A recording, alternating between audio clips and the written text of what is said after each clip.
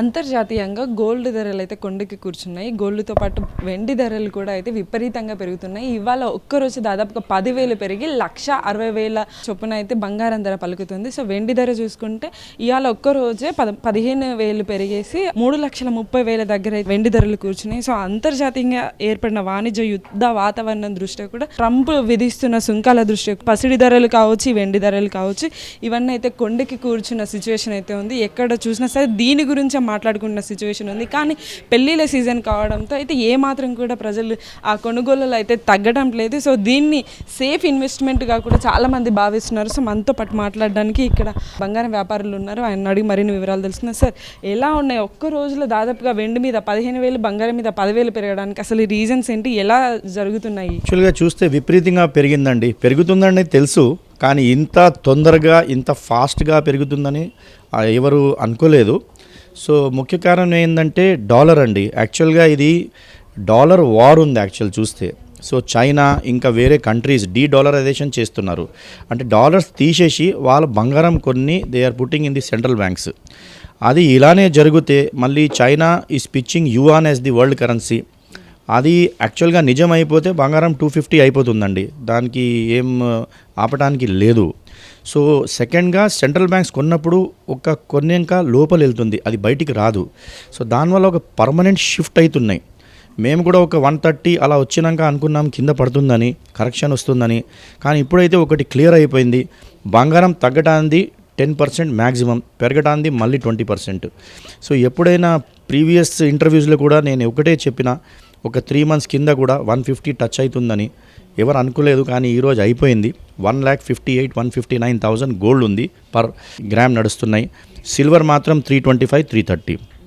So silver కూడా చూస్తే China is the major producer. So వాళ్ళు సిల్వర్కి బ్యాటరీస్లో వాడుతున్నారు, ఇంకా చిప్స్లో వాడుతున్నారు. So they stop their exports. And ఇలానే ఉంటే కంటిన్యూస్గా ఎక్కడైనా అండి మెటల్స్కి 450 సిల్వర్ అవ్వచ్చు, బంగారం 2 lakhs దాటొచ్చు. కానీ డిపెండ్స్ అండి. ఇప్పుడైతే ఎవ్రీథింగ్ బులిషే ఉంది, కింద ఏం కనిపిస్తలేదు. కరెక్షన్ వస్తే చిన్నది వస్తుంది, అది అయితే అందరికీ మేము చెప్పొచ్చు. 135 వస్తే మళ్ళీ ఆగుతారు జనాలు, మేము వీడియో చూసినాము ఇంకా తగ్గుతుంది అంటే అప్పుడు ఆపొద్దు, మీరు కొంటనే ఉండండి.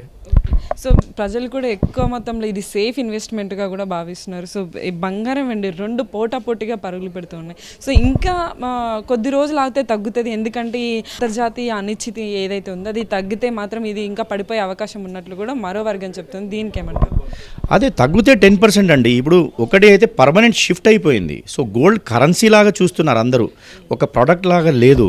సో కరెన్సీ ఒక్కసారి అయిపోతే అది లోపల వెళ్ళి ఎంత బంగారం ఉంటే అంత కరెన్సీ ప్రింటింగ్ చేస్తారని అది ఒక మార్కెట్లో వచ్చింది. సో అది నిజం అవుతే అన్ని కంట్రీస్ గోల్డ్ మీదనే పడతారు, అండ్ గోల్డ్ ఎక్కడైనా వెళ్ళొచ్చు అండి. సెకండ్గా మేము అందరికీ చెప్తాం, పెరుగుతూనే మోహం అండి, తగ్గితే ఇంకేం మోహం ఉండదు. So first time ladies crorepati అయిపోయినారండి. జెంట్స్ ఆపుతారు లేడీస్కి, ఎందుకు బంగారం కొంటావు, కానీ చూస్తే ఆ జెంట్సే చెప్తున్నారు, మంచి చేసినాం అమ్మ బంగారం కొన్ని, ఈరోజు మేము కోటేశ్వర్లు అయిపోయినామని. సెకండ్ లోన్ కావాలంటే 1 సెకండ్లో బ్యాంక్లో వెళ్ళి పెట్టేసి వాళ్ళు మళ్ళీ లోన్ తీసుకొని వాళ్ళు మళ్ళీ జెంట్స్ వాళ్ళు పని చేసేసుకుంటున్నారు ఆ డబ్బులతోటి. సో బంగారం కూడా వచ్చింది ఇంట్లో, మళ్ళీ ఆ క్యాపిటల్ కూడా చేతికి మళ్ళీ రిటర్న్ వచ్చింది. ఆ అవకాశం ఇంకా ఏ అసెట్లో లేదండి. ఈ రేట్స్ అనేవి ఇంకా పెరుగుతూ పోతాయని, సో ఇంకా రాబోయే రోజుల్లో ఎలా ఉండొచ్చు అనుకుంటున్నారు? లేదండి, ఇప్పుడైతే అసలు ఈ ట్రంప్ ఎలా ఉంటుంది ఆయన యాటిట్యూడ్ అది చూడాలండి. ఇప్పుడు గ్రీన్లాండ్ మీద ఆయన వార్ ఇప్పుడు నిజం అయిపోయి అట్లా కాంకరింగ్ చేస్తే మళ్ళీ నెక్స్ట్ కంట్రీ చూస్తున్నారు. సో ఈ పరిస్థితి యాక్చువల్గా ఎవరు ఎప్పుడు ఆపుతారు, ఆయన మైండ్ ఎలా చేంజ్ అవుతుంది అది చూడాలా. అది కొంచెం సాఫ్ట్గా అయిపోతే బంగారంలో చిన్న కరెక్షన్ వస్తుంది, పెద్ద కరెక్షన్ రాదండి. అండ్ అదే ఇంకా స్వేలప్ అయిపోతే బంగారం 165 దాటుతుందండి. అంటే కంప్లీట్ ఈ రేట్లన్నీ కూడా మొత్తం ట్రంప్ పైన డిపెండ్ అయి ఉన్నాయి అని అంటున్నారు. అంటే ఎందుకంటే చైనా మేజర్ ప్రొడ్యూసర్ వెండికి. సో అంటే కేవలం ట్రంపే ప్రధాన కారణం అంటారే వీటి పెరగడానికి? అంతేకాదండి, మీరు చూస్తే సూపర్ పవర్, ఆయనకి ఏం కావాలంటే అది చేస్తున్నారు. ఎవరైనా మీద ట్రంప్ అంటే it is not just Trump, it is dollar. So America week అవుతున్నాయి. అమెరికా మేము ఓకే లేకుంటే ఓకే అంటే కూడా సూపర్ పవర్ ఉంది ఈరోజు కూడా. సో వాళ్ళు డీడాలరైజేషన్కి అందరు కంట్రీస్ గోల్డ్ కొంటున్నారు. అది ఎవరైనాకి బంగారం తగ్గుతుందని కనిపిస్తే అమెరికా ఇంప్రూవ్ సూపర్గా అయిపోతే బంగారం క్రాష్ అవుతుందండి. అది ఎవరికి అది కనిపిస్తే లేదు. అమెరికా డైలీ కింద వెళ్తున్నాయి. ఆ యాటిట్యూడ్ చూస్తే ఎవరైనాకి లాస్ ఉంటే ఎలా ఆయన అలా చేస్తారు, ట్రంప్ గారు అలా చేస్తున్నారు. సో ఆయన కంట్రీకి మంచి కూడా ఉండొచ్చు, అది తప్పకుండా ఆయన ఏదైనా చేస్తున్నారంటే ఆయన కూడా మైండ్ యూస్ చేసుకుని చేస్తున్నారు.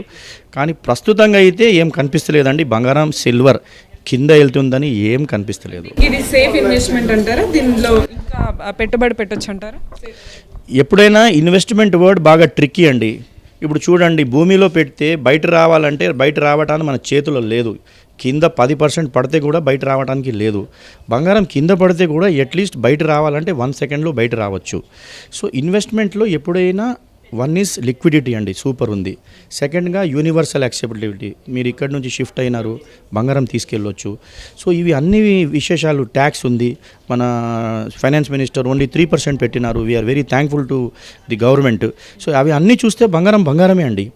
కొంటనే ఉండండి, కొంచెం కొంచెం కొనండి, కానీ అది హ్యాబిట్ చేస్తే అందరు కరోడ్పతి అయిపోతారండి మళ్ళీ.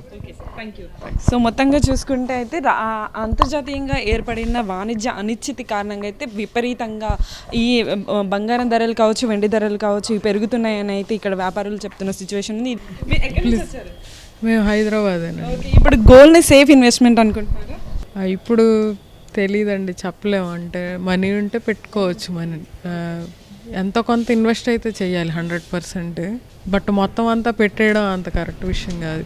చాలా హై ఉంది కదా, ఇన్వెస్ట్మెంటేనండి. మెన్స్ పర్స్పెక్టివ్లో ఖచ్చితంగా ఇన్వెస్ట్మెంట్ పర్పస్. లేడీస్ పర్స్పెక్టివ్ వేసుకోవచ్చు, ఛాన్స్ ఉంటే లోన్ తీసుకోవచ్చు. So any day it's very good investment. I mean trend చూస్తుంటే ఖచ్చితంగా పెరుగుతుంది, ఎక్కడ ఆగుద్దో తెలియదు. So will have to see, wait and watch అంతే. గోల్డ్ కొనడం అనేది ఒక సేఫ్ ఇన్వెస్ట్మెంట్గా కూడా చాలామంది భావిస్తున్నారు. సో ఇది రాబోయే కాలంలో కూడా మరింత పెరిగే అవకాశం ఉన్నట్లుగా కూడా ఇక్కడ ప్రజలు చెప్తున్న సిచ్యువేషన్ అయితే ఉంది. సో ధరలు ఏమాత్రం పెరిగినా సరే కొనడం మాత్రం ఏమాత్రం తగ్గట్లేదు. తగ్గేదేలే అనుకుంటే కూడా ఎక్కువ సంఖ్యలో అయితే ప్రజలు వచ్చి తమకు కావాల్సిన ఆర్నమెంట్స్ ఏవైతే ఉన్నాయో అవి కొంటున్నారు. చాలా వరకు అయితే డబ్బులు ఉన్న వాళ్ళైతే ఇది ఒక సేఫ్ ఇన్వెస్ట్మెంట్గా భావించి పెద్ద సంఖ్యలో తమ వద్ద ఉన్న డబ్బుతో అయితే ఇది కొంటున్న సిచ్యువేషన్ అయితే ఉంది. సో ఇది అంతర్జాతీయంగా యాక్సెప్టబుల్ మెటల్ కాబట్టి ఎక్కడైనా కొనుక్కోవచ్చు, అట్లాగే ఎక్కడైనా అమ్మవచ్చు. అలా దాంతో పాటుగా దీని నుంచి లోన్ను తీసుకోవచ్చు. సో మల్టిపుల్ బెనిఫిట్స్ ఉన్నాయి కాబట్టి పెద్ద సంఖ్యలో అయితే ప్రజలు దీనిపైన ఇన్వెస్ట్ చేయడానికైతే ఆసక్తి చూపుతున్నారు. సో ఇంకా ఇప్పుడు పెరుగుతున్న నేపథ్యంలో అయితే ఇంకా ఎక్కువగా తొందరపడైతే కొంటున్న సిచ్యువేషన్ అయితే ఉంది. సో ఇక్కడ వ్యాపారులు చెప్తున్న విషయాలు చూసుకుంటే, ఇట్లాగే ప్రజలు చెప్తున్న విషయాలు చూసుకుంటే అయితే బంగారం తగ్గేదేలే అనుకుంటా పెరుగుతున్నప్పటికీ ప్రజలు కూడా తగ్గేదేలే అనుకుంటూ కొంటున్న సిచ్యువేషన్ అయితే ఉంది. సో ఇక్కడ అంతర్జాతీయంగా ఏర్పడిన అనిశ్చితి తగ్గుతూ ఒకవేళ ఒక 10% వరకు తగ్గొచ్చు, కానీ విపరీతంగా అయితే గోల్డ్ ధరలు అయితే పడిపోవని అయితే వ్యాపారులు చెప్తున్న సిచ్యువేషన్ అయితే ఉంది.